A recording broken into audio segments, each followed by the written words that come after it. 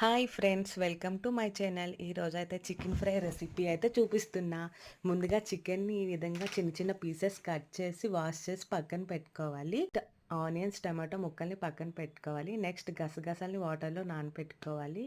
Next అల్లం, వెల్లుల్లి, దాచిన చెక్క, ధనియాలు, జీలకర్ర, లవంగం, యాలకులు అయితే ఈ విధంగా మసాలా సామాన్లు తీసుకోవాలి ఫ్రెండ్స్. నెక్స్ట్ ఇప్పుడు మొత్తం వీటిని అయితే మిక్సీ పట్టేసుకోవాలి.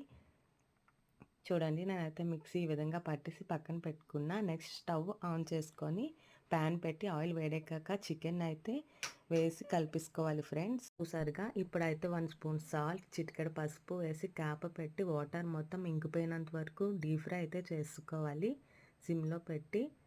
నెక్స్ట్ ఈ విధంగా గ్రీన్ చిల్లీ అయితే వేసుకున్నాక పుదీనా వేసి నెక్స్ట్ మనం రెడీ చేసుకున్న మసాలా ముద్దని వేసుకొని కారం వేసి కలిపి మొత్తం ఫుల్ సిమ్లో హాఫ్ అన్ అవర్ వరకు పెట్టాలి. ఇందులో మెయిన్ టేస్ట్ ఏంటంటే కరివేపాకు.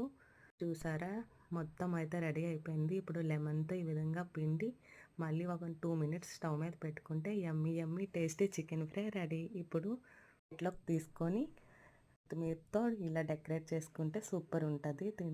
మీరు కూడా ట్రై చేయండి, లైక్ చేయండి, సబ్స్క్రైబ్ చేయడం మర్చిపోకండి. Bye bye.